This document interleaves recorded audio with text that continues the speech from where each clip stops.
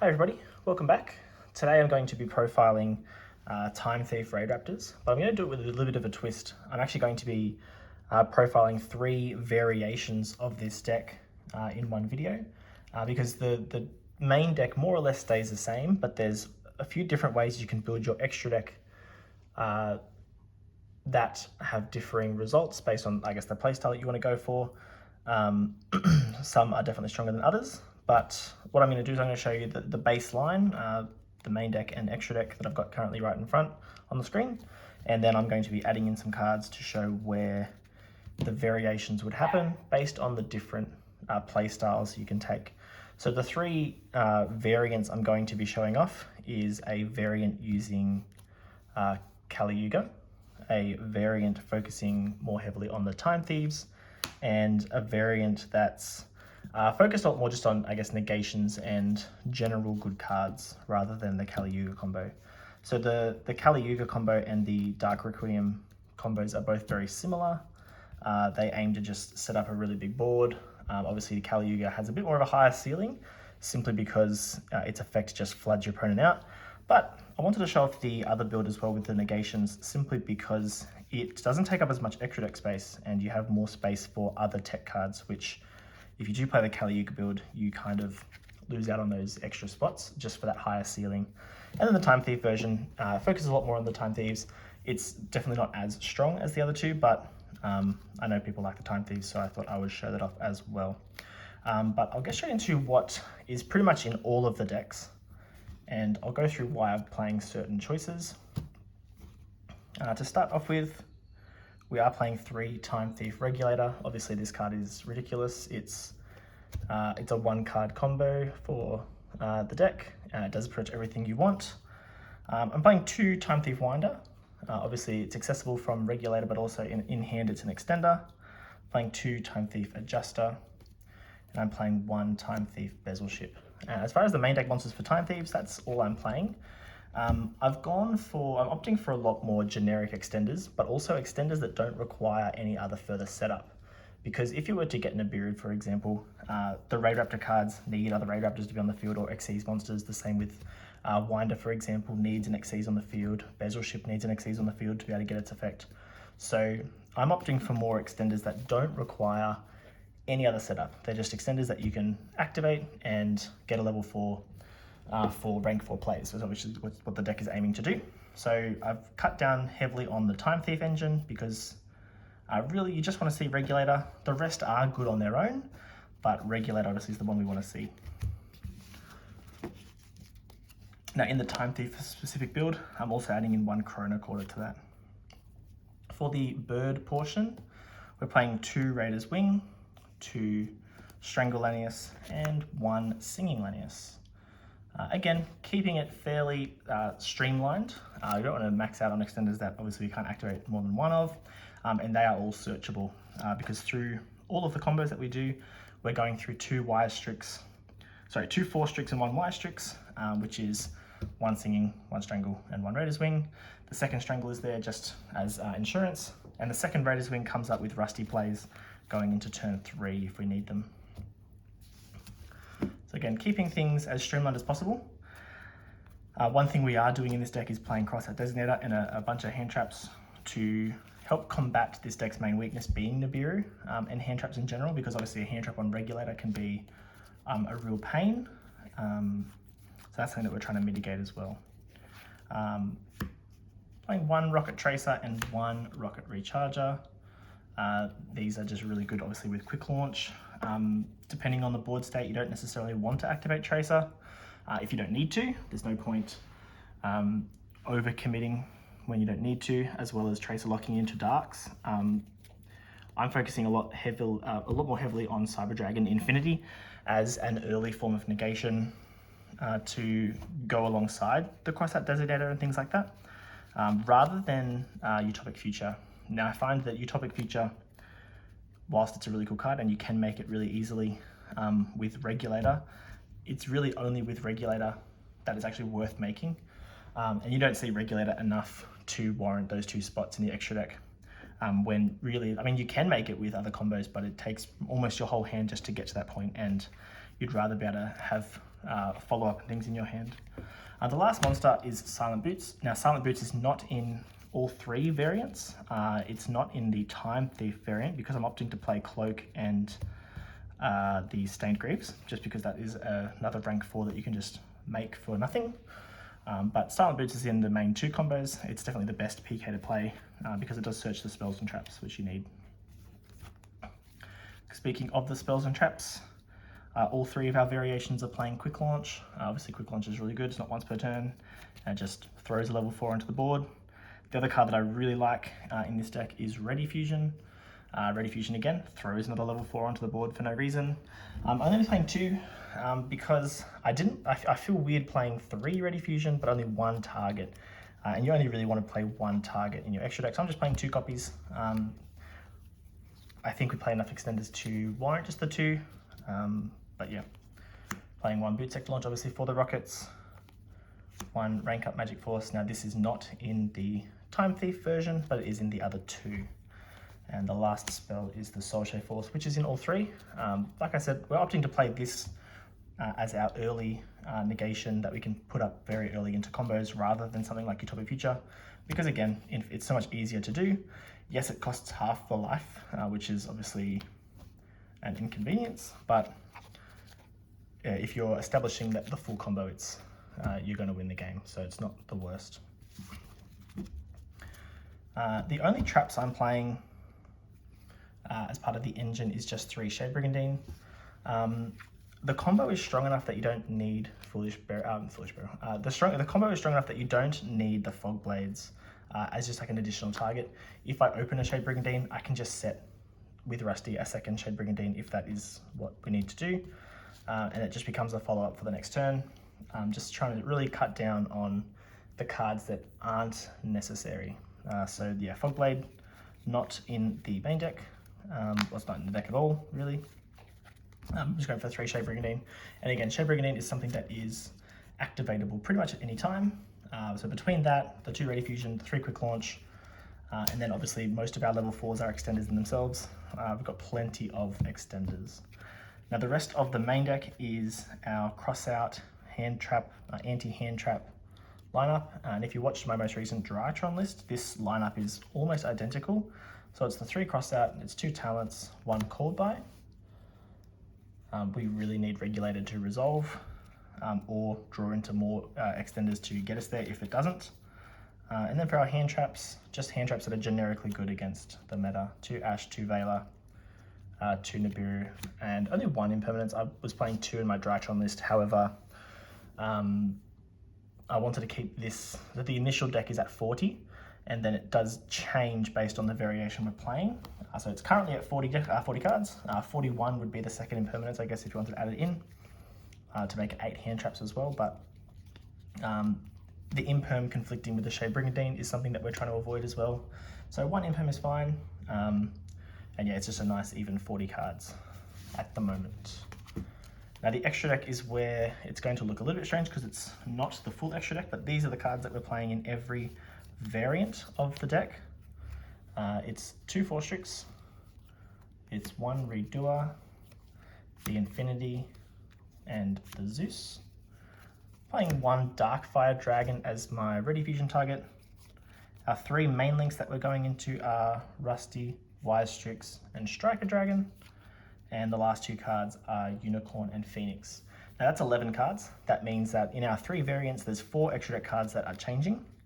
And the 4 that I will go into first is just for our main hand trap, not hand trap, our main just a combo variant of this deck, focusing on just summoning negations, not using the Kali Yuga package.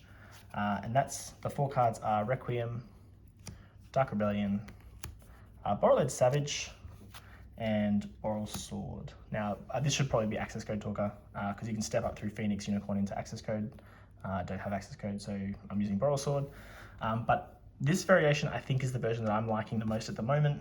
Obviously, it doesn't end on Kali Yuga, which is, it is what it is, but I think it's just a little bit more resilient, and you do have more extra deck space, I find,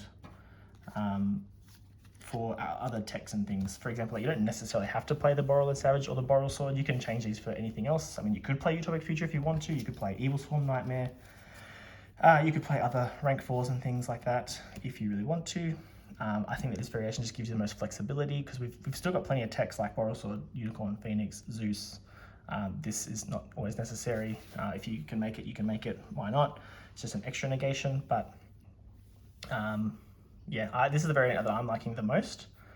And what I'll do now is I'll show you the combo for this variant, and then what I'll do is show you the cards we change for the Kali Yuga combo, show that combo, and then I'll do the Time Thief combo at the end. And this video will have timestamps throughout, so you can navigate depending on what you want to see when you want to see it. Okay, so for the negation board that we're going to try and make, the way I'm going to show these combos is using just Regulator. Obviously, you can play this out with, I believe it's 3 level 4 monsters will do the same thing. So based on your hand, if you've got enough extenders to get 3 level 4s on the field, you can do this same combo. I'm just going to do it just with Regulator just for simplicity. And obviously you've got 4 other cards in your hand. It could be Cross Out, it could be Call by the Grave to help ensure that your plays go through. So I'm just going to go through this fairly quickly because there's going to be a few combos. Obviously use Regulator, we're summoning out Winder, and we're summoning out Bezel Ship. The Winder will get its effect to search, and we search the Adjuster. Then we're going to overlay our 2 Time Thieves for 4 Strix, detaching specifically Bezel Ship. We're going to search for Singing. Next, we can use Bezel Ship, detach from 4 Strix, summon it back out. That's going to trigger our Adjuster to summon. It doesn't get its second effect because it's only 1 effect per turn. And we can summon out our Singing. And we can then turn our 2 Winged Beasts into Wise Strix. Wise Strix effect on summon, summoning out our Raider's Wing. And then we can overlay our Raider's Wing and our Bezel Ship for the second 4 Strix. This time detaching the Raider's Wing to search for our Strangle Lanius, and the Wire Strix triggers to set a rank up, which of course is going to be our Soul Shave Force. We're going to activate the Soul Shave Force and get out our Infinity.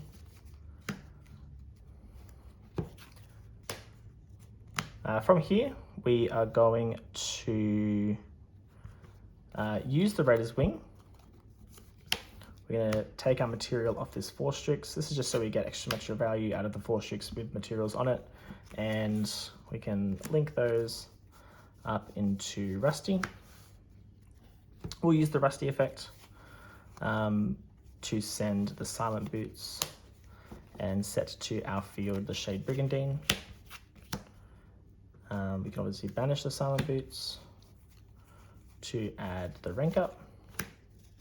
And from here, we're just consolidating our resources. Now, one thing you can do is, depending on how, if you need to use, actually, sorry, it doesn't matter if you have to use Infinity. One thing you might want to do is use Infinity to eat Bardiche as a material, because having the Raidraptor as material is really important for Strangle. If you have to use the Infinity Negation, you lose access to the Strangle Lanius, but that's obviously based on what your opponent is doing. So it just depends. If you leave the Rusty on field, you obviously get the follow-up on next turn to send the second Raider's Wing and set Shade Brigandine, and you've got a little bit more plays to do, but this material is really important to be able to use the Strangle Lanius, so it's one thing to consider Infinity eating up Bardiche, so you've got an extra material. From here, we can activate Shade and summon, overlay with our Raider's Wing. We will summon out our Redoer. So this is really good. Obviously got Redoer with a trap.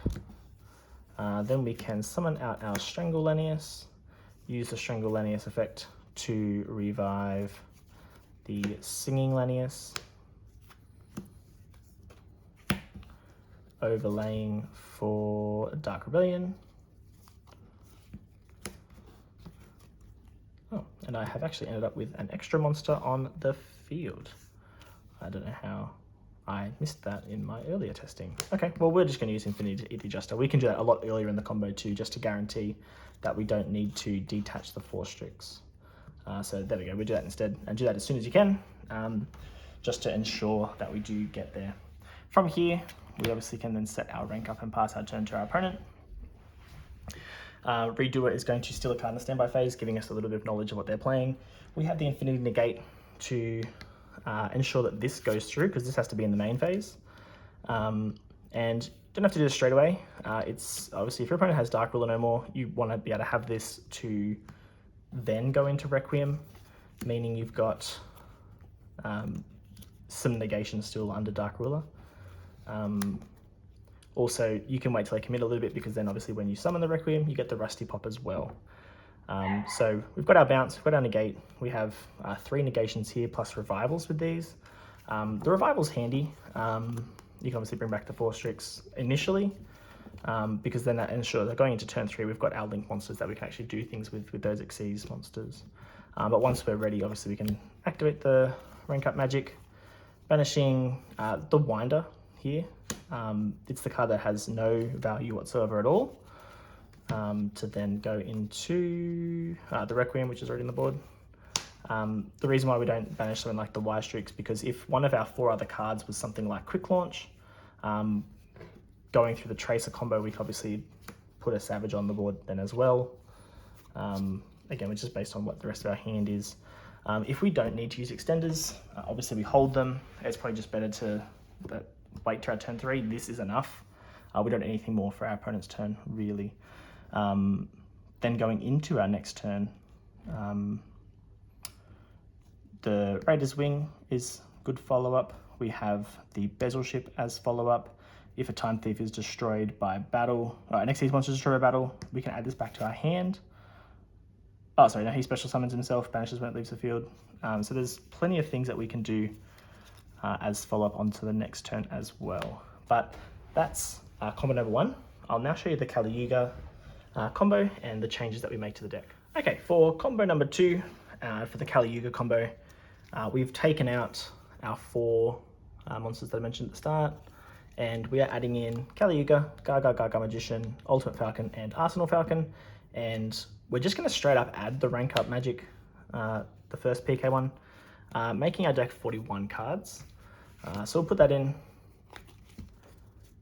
If you really want it to be straight 40, you could, for example, take out the 2 talents and put in a second imperm to make it straight 40, or you could just take out the imperm, but that obviously reduces your coverage a little bit with crossout. And obviously we're adding these straight into the extra deck for the Kali Yuga combo. And again, we'll do it just with Regulator, but again, 3 level 4s will get you there as well. There's going to be normal summon Regulator. A lot of this is going to look the same. It's just our consolidation that looks different at the end. So I'll go through it a little bit faster. Winder, Searches, Adjuster. We overlay for the 4 Strix. Detach. Search for Singing. Bring back Bezel. Adjuster. Singing. Go into the Y Strix. Obviously this is all very similar to the first combo. Summoning Raider's Wing. Overlay for the second 4 Strix. Detaching the Raider's Wing. We're going to search for Strangle. Now here, we're not going to bring back the Raider's Wing at this moment, because we actually want our monster to have material here. So what this combo is going to do is, we'll play it out first. The Y Strix effect is going to activate, and we're going to get our Soul Shave Force, which we will activate to get out our Infinity.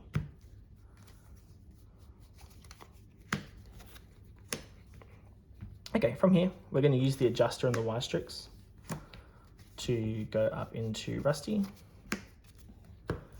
And Rusty is going to use its effect, send the boots. Now we have to set the first rank up here, because we need the other rank up in our hand to activate it this turn.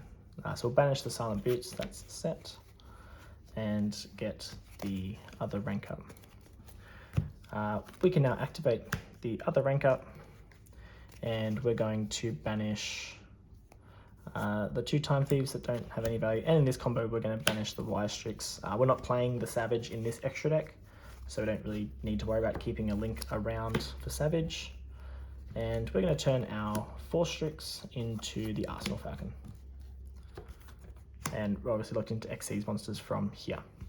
We're going to then detach the Bezel Ship, and we're going to summon out. Now this is where we're going to summon out the second Strangle, simply because with the rest of our cards that we have available to us, the second Strangle isn't searchable, whereas the second Raider's Wing we can dump off Rusty to then get the Shade Brigandine. And obviously this combo doesn't go through Shade Brigandine, so it means going into turn 3 we have no traps.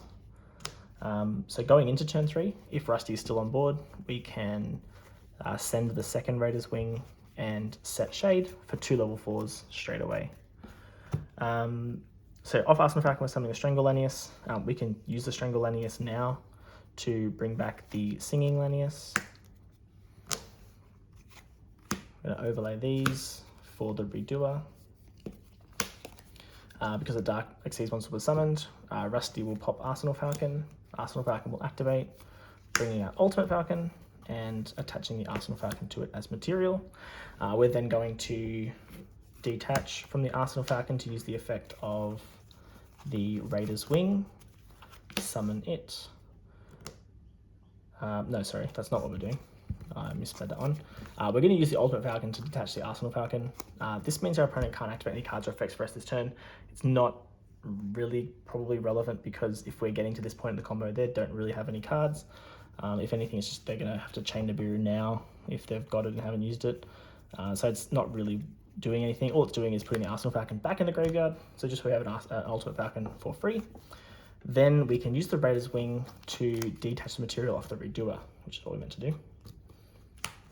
Bring the Raider's Wing out. Summon the Strangle Lanius from our hand because we haven't used that effect. Overlay these for the Gaga Magician and detach from the Gaga Magician. We'll keep the Raider's Wing under it just in case they happen to throw a negation at it if they want to. We'll bring back the Arsenal Falcon, and that's where we will leave this combo. So what's going to happen now is in our opponent's turn, Redoer will give us knowledge again of what our opponent's playing. Depending on what they give us, we can probably tag it out straight away. If they give us a spell, yes, we tag out Redoer straight away, just gets it off the field, and we can draw a card for free. And again, once they've committed something, we can rank up Magic into Yuga to pretty much shut them out of the game. The Infinity helps if if they're main decking the spell trap removal. The Infinity is really good to negate a Cosmic Cyclone or something like that. I'm still working out. I'm sure. I know that there are definitely combo lines where you don't even need to do this. But if you don't do this, you don't get the Ultimate Falcon. So the trade-off is that obviously the Ultimate Falcon's it's just a house, and if you get to this point, you should be winning the game. So I'm sure there's lines where you just don't make these at all, and you use things like the Raider's Wing to get the Arsenal Falcon down to 0 materials so that you can use the rank up and turn it into Yuga. You lose the Ultimate Falcon. So I thought I'd just show this off anyway, just to show you how you can get the Ulti Falcon in with the rest of the board. Though it's probably better to work out the line that doesn't use these, just so you've, again, more flexibility in the extra deck. You could probably play the Borrow Load in that case. So compared to the two that I've showed so far, the Requiem build and the Yuga build, this is definitely a higher ceiling. It just locks your opponent out of the game completely 100%. However, it uses more extra deck space. It's probably a little bit win more in my opinion. But yeah, what I'll do is I'll set this up for the third version. This involves the most changes to the main deck and extra deck. It's definitely the lowest ceiling, but it's really fun. If you like playing with the Time Thief cards, it's fun to do. Okay, so this is combo number 3. This is the pure Time Thief version. We're going to end on all 3 of the Time Thief Xyz with our main combo.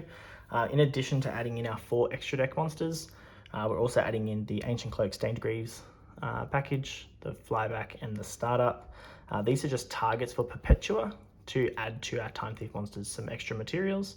And from the main deck of our original starting build, we're cutting 1 Raider's Wing, 1 Strangle, the Silent Boots, and the Rank Up, because we don't need the Rank Up now at all. And we've also, obviously I've taken out the Yuga package, but we're also down the Rank Up here. Okay, so getting rid of these, putting these other cards in. So that means with our extra deck, we are now playing 2 Redoer. We've got the 1 Double Barrel and the 2 Perpetua. And we are adding these in. All right, so our combo again, Regulator, just on its own. Normal summon, tribute, it's the same as before. Summon Winder, summon Bezel, Winder, Search, Adjuster.